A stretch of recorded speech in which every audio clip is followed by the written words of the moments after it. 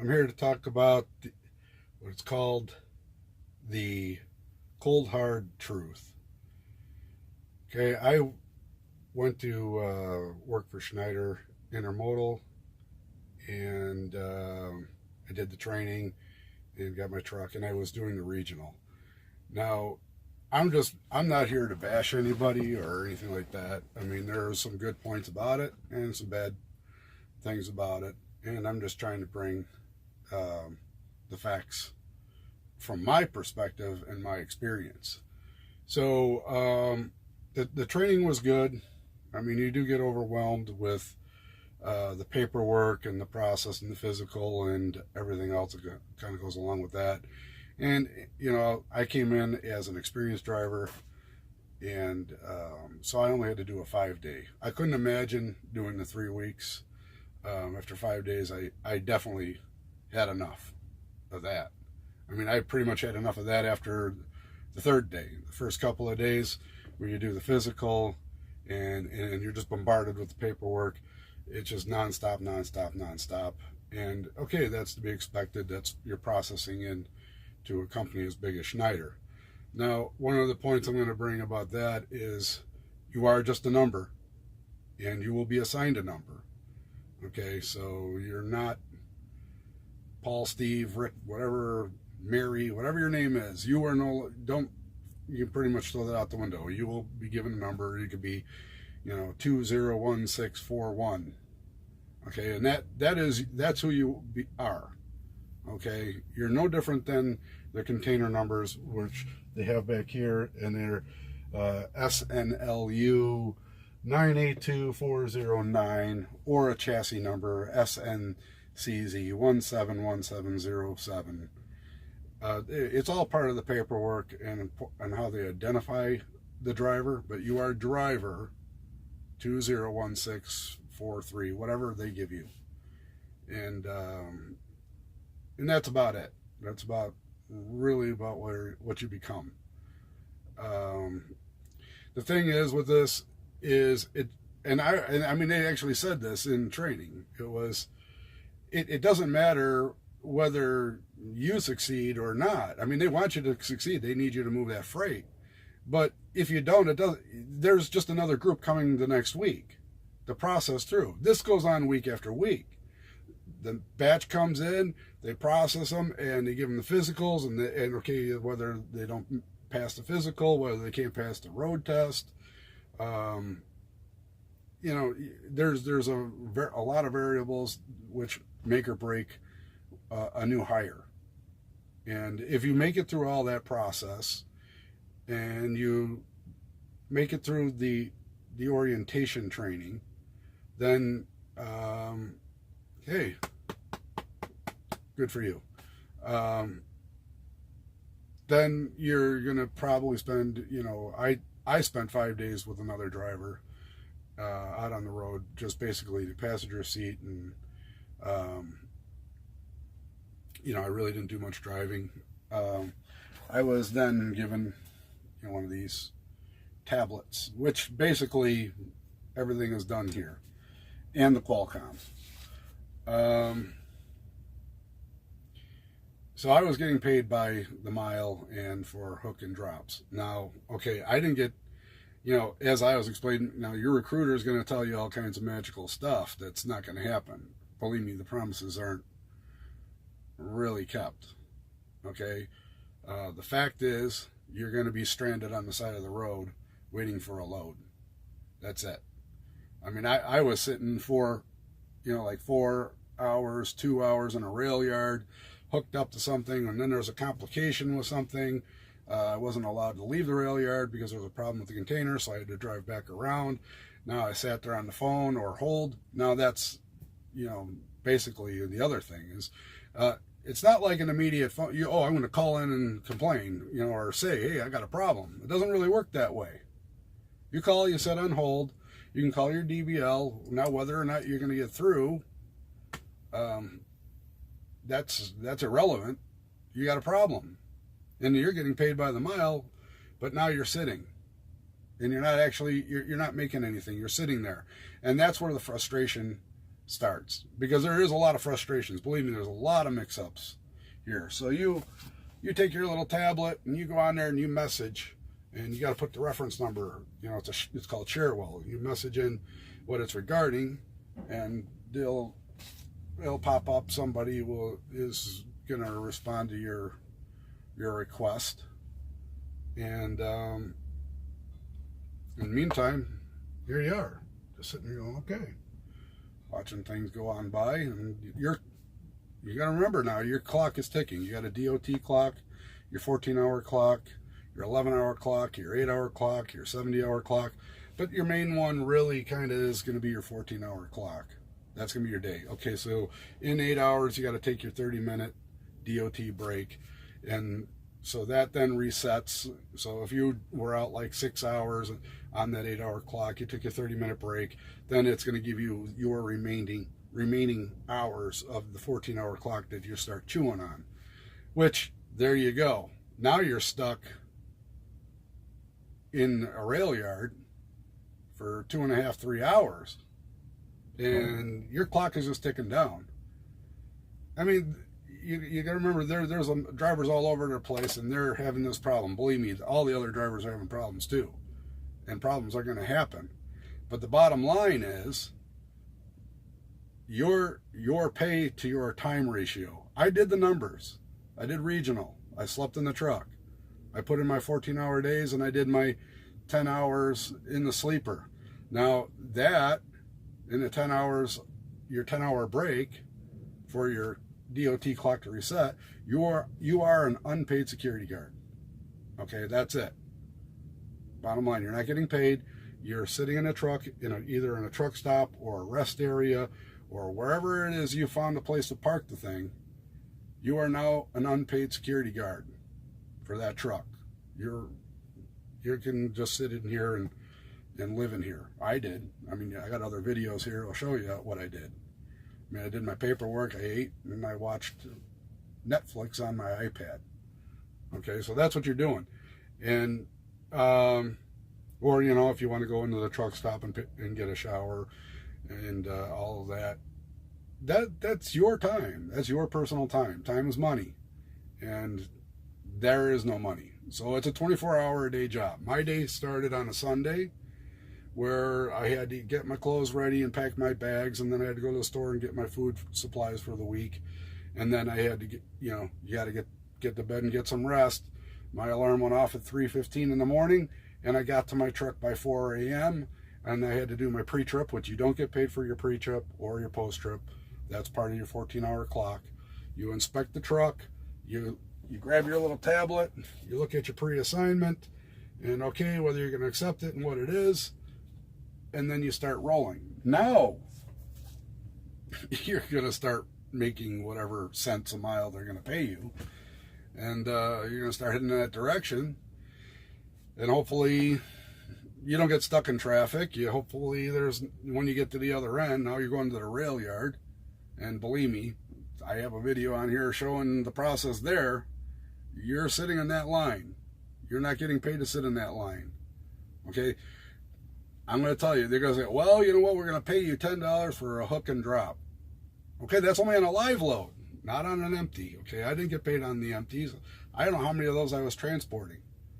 So I hook up to an empty, I drive it out to the customer, I drop it, and I grab a live load, and I run back to the rail yard.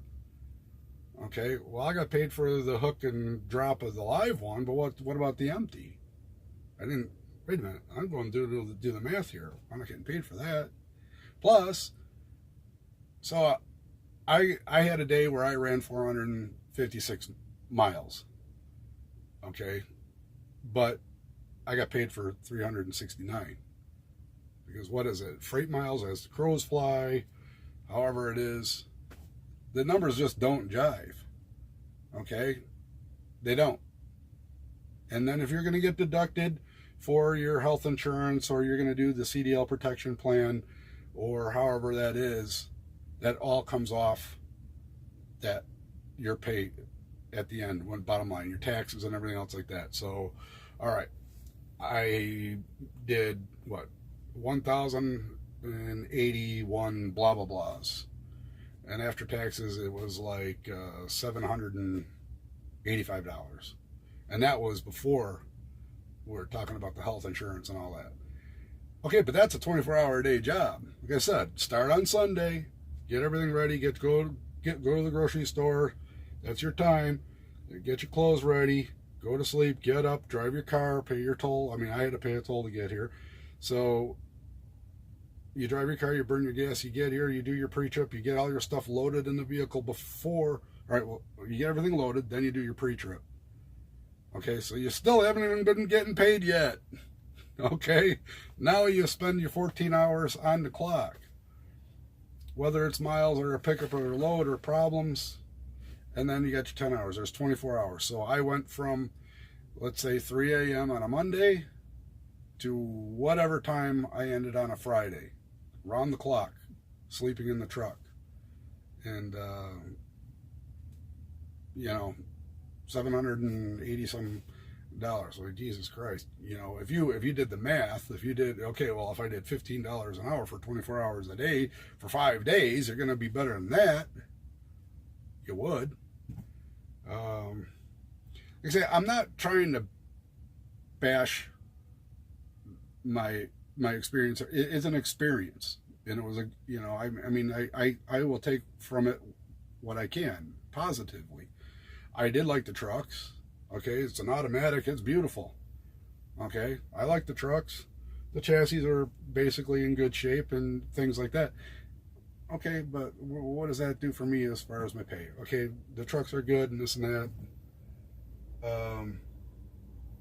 Just watching another one of my compadres pulling out. Anyway, happy days. Good luck out there.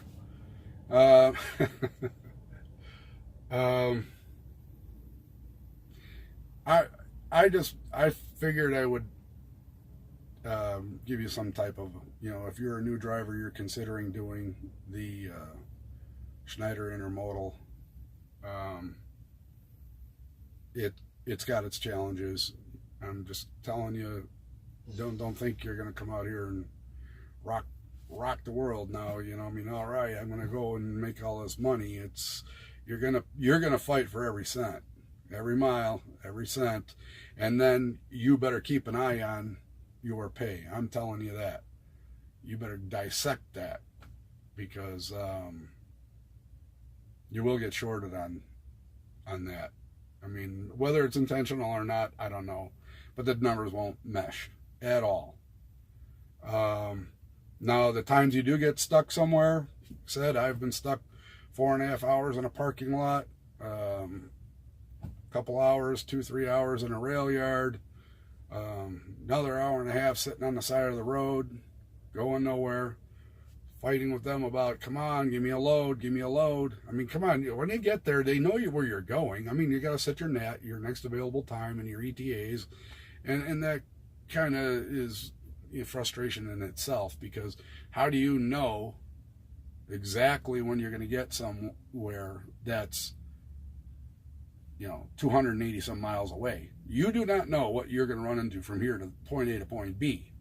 And so the speed limit is 70, you're only allowed to do 60. That's the other factor with these vehicles is, I mean, they're not governed. You can push it all you want, but it's going to be beeping at you as soon as you hit 65, and they're going to monitor that. So you can only go 60 miles an hour. And I mean, at least they don't have driver-facing cameras, which was one huge plus of why I came to Schneider. But you have your little buzzer this lane, buzzer that lane.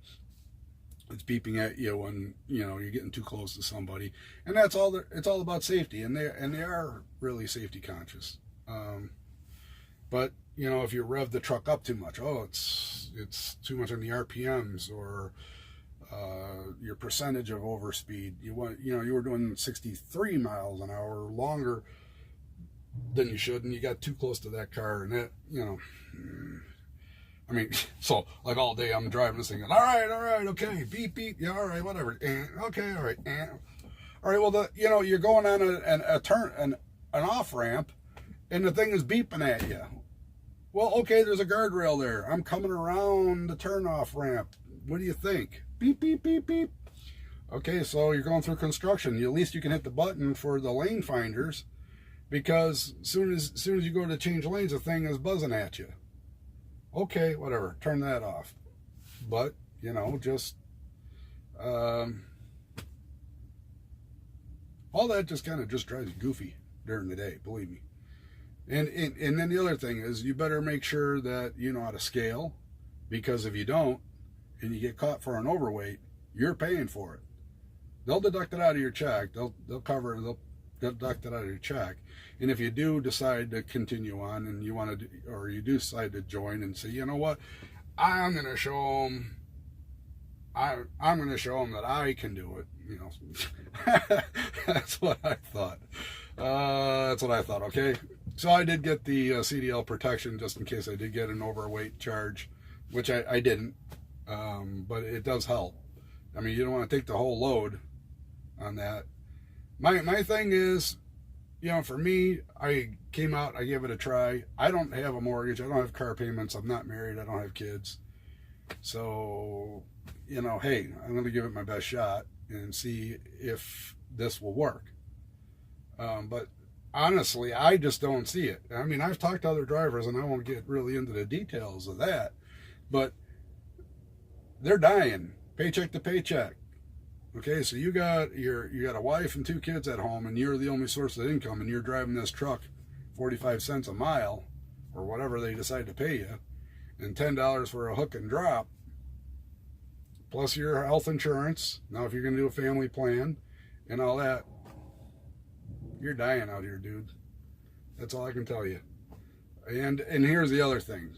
Okay, so during the physical. Okay, so you got a 17-inch neck. You got to do a sleep study, and possibly you have to use a CPAP machine. What are you talking about? Because if your neck is this big, if you have this much whatever with the body mass and the blah blah blahs, height, weight. Okay, so you're saying that a skinny person, man or woman, is not going to have sleep apnea. That's what you're saying, and that's what they are saying. They're going to scrutinize on you if you're like me and you're a little bit bigger. Okay, I weigh 245 pounds. I work out. I'm a tree man. Okay, that's my other thing, is tree removal. So I'm not just sitting there eating Cheetos on the couch all day, or cupcakes. Okay, I work out. I'm physical. But I have a 17-inch neck, so that means I have to go do a sleep study and possibly have to have a CPAP machine stuck to my face. Okay, well, that's great. So now I'm out 14 hours, and then in the 10 hours, at least 4 of that 10 hours, I have to have this hose on my face while I'm sleeping in a sleeper, which you got trucks driving by you all night long in a rest area or in a truck stop. And God forbid, believe me, I had that. You got a reefer truck sitting next to you with that thing running all night long. You can't simply just move, because if you don't get into your spot at a certain time, believe me, the spots fill up, and you're going to end up on the side of the road somewhere, on an on-ramp or somewhere that you're really, it's really not a pleasant place to be sitting. So, and they really frown on you really kind of sitting on an on-ramp on the shoulder. You're really not supposed to do that. But hey, go for it. If you want to do it, you go for it. But you're just a number. Doesn't matter. Okay? Because the next week, the next batch comes. The next week, the next batch comes. The next week, the next batch comes. And the next week, the next batch comes. Okay? They do this every week. Okay? And drivers are coming and going. Either they're quitting, they're getting fired, they just give up. This and that. I'm not saying okay, I quit, I give up. The facts are the facts. The numbers don't mesh. They're just not jiving for me. Okay? For the time I'm putting into it, for what I'm getting out of it, you're better off getting paid by the hour. Okay? You can find a truck driving job somewhere if you're getting paid $18 to $22 an hour. is going to be better than 24 hours a day living in a truck, because you got to break that out. So whatever you made in that day, so okay, let's say factual number, 189.13 for the day in the 14-hour window that I could drive. Now tack on the 10 hours and now break that number out through a 24-hour period. Okay, so you take the 189.14 over a 24-hour period and you dice that down, and that's going to tell you what you are making per hour. Now you got to remember the other part of it. You got to eat. So are you going to get up and, well, you're in a let's say you're in a truck stop. Are you going to walk in and get your coffee and a donut or whatever it is you want to eat? Pay it out. Okay, what about lunch? What about your half an hour deal? Let's say you find another, well, you're stuck somewhere, so you can't really bother with that if you're in a day cab, or you got to just buy the stuff there and bring it with you. I had a cooler, had my stuff. It was kind of nice. I got up and I made myself a sandwich, but that was within a budget. I had to work with how much was I able to spend for the week of food being in the truck. Because if you think you're gonna go in and eat at an iron skillet or the restaurant that's attached to the truck stop or a Wendy's or all that stuff all the time, there it goes. It goes your money. Okay? And then if you're going to take a shower, now whether or not you can use the bonus points from your fuel card to get the free shower, okay, that's good. So this video is just based on my experience, and these are the cold hard truths and facts of what it is you're going to be faced if you decide to go with Schneider Intermodal. Okay, it's not it's not the gumdrop forest and all happy and blah blah blahs. You'll fight for every cent you got coming to you, and then you'll even have to go chasing after the ones that they owe you.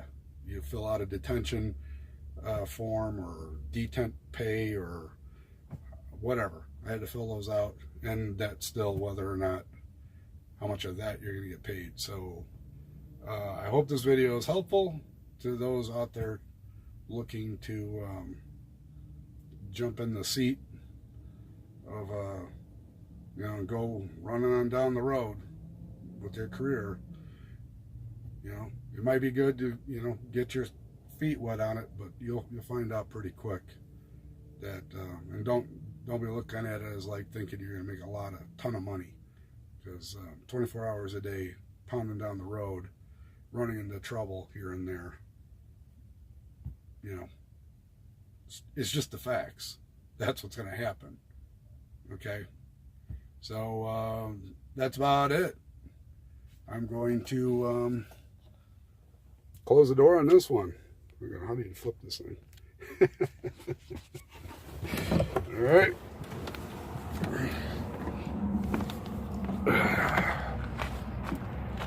So that's it. Good luck to you, and like I say, I hope this was helpful.